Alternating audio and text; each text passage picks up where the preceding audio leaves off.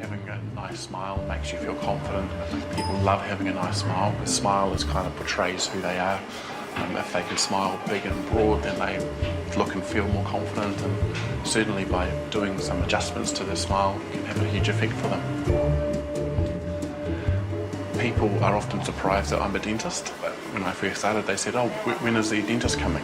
People told me I don't look like your traditional dentist. I enjoy just changing their perspective somewhat, and I enjoy doing things very, very well that they surprise them. There's a lot of challenges, I think, out there in the world of dentistry, and I feel young enough and enthusiastic enough at this point to try and tackle some of them. People can see that I'm really passionate about my profession and what I do, and I think that makes me somewhat different. Hello, my auntie. Welcome back again. Thank you. Being Māori, I think, is a huge advantage because a lot of the values that are so strong in Māori culture, I think, link very nicely with dental health and the provision of it, caring and family and looking after people. I was adopted when I was born, and I was raised by two Pākehā, by my mum and dad, Gary and Ellison, who really cared for me, and I got to meet, very lucky to meet my Māori family later in life. And growing up, it was interesting because I was raised with my Pākehā family with two Pākehā brothers, and I was the brown one, but I thought that was fantastic. I've always felt somewhat different to others, and I think it just makes you stronger. And I was lucky I got the best of both worlds. Now it might be a big deal, but believe me then, we got a little baby and we looked after him. And that was it? He was ours. Nothing more than that. It There was was nothing really more. simple, actually, just look after him. Once we knew, you know, where he came from and things like that, we just allowed him to have whatever he wanted as far as his We heritage. didn't have a lot of information at the beginning, No. but we knew he was brown, because it was fairly obvious. And Allison's dad lived on the Whangahu Marae and with a lady called Dorsey, and so we asked Dorsey to name him. So that's why it's got Araki. And so, because the way we felt was, if he has a Maori name, he can use that if he wants to, and if you've seen his nice black V8, it's got Araki on the back.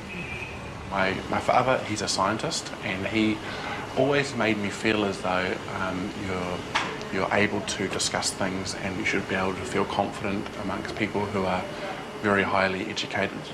He had around him a lot of people who had PhDs and were professors, and I think having exposure to that always made me never feel afraid to ask questions and to become really involved in that. What I think is really important is people and not money. Money is a useful sort of thing, but it's not a very good friend. And if you have people of different religions and different races and different languages, you just become a kind of a happy person, really.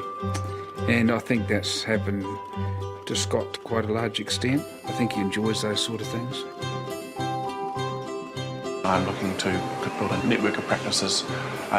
Some of them, I think, need to focus and target the poor, and that's something that I'm really interested in talking about. But it's to understand what numbers you need to get through the door. What I'd like to do with Ngāti Whātua Ōrākei is to establish a group of practices, dental practices, that are owned by Māori, run by Māori, for everyone.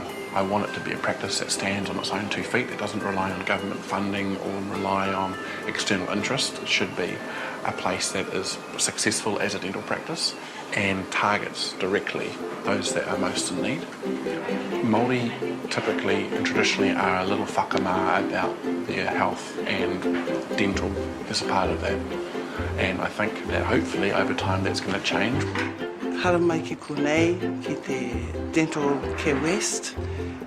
Nā te mea he tino pai Skarariki. He taupau, ngā poka, hara mai konei.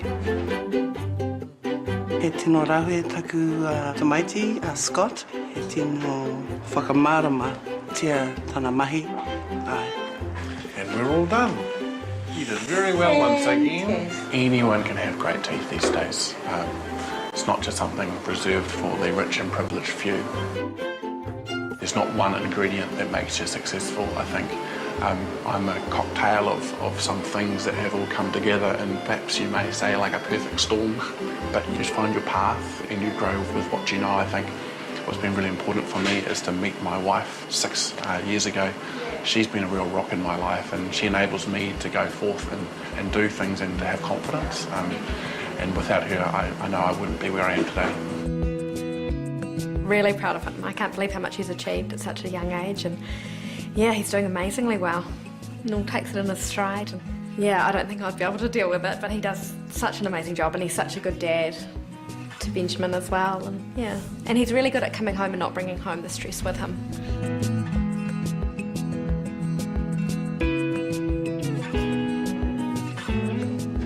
Having a new practice coming on board, and then with having a new baby, definitely has meant that I had to work a bit harder to get my work and life balance together, and it's something that we're always working on. I'm just really excited to, become a really good dad, just like my dad was, and have him grow up and be able to do lots of things with him. Can't wait. And with Rachie as well, of course.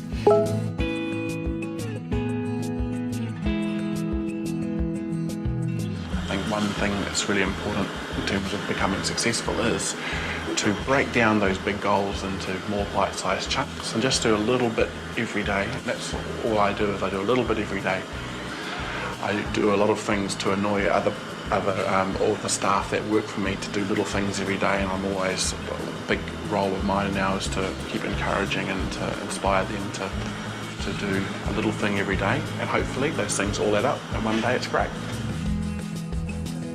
Well, I've got a number of new exciting ventures coming up, but the one that I'm working on hardest at the moment is going to be offering things like free checkups for school kids and free orthodontic consultations for people.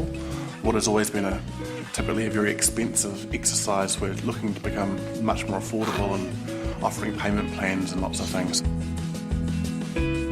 I'm very lucky, and that's why I'm really interested in doing, for example, my free dental day every year, where I donate an entire day's treatment to the community. It's one little small thing, but it's a way of giving back, and I do free braces for kids who are involved in SIPs because they have crooked teeth, would never ever be able to have straight teeth, so I just do that for free of charge for them. And just little things, I think, hopefully do make some difference.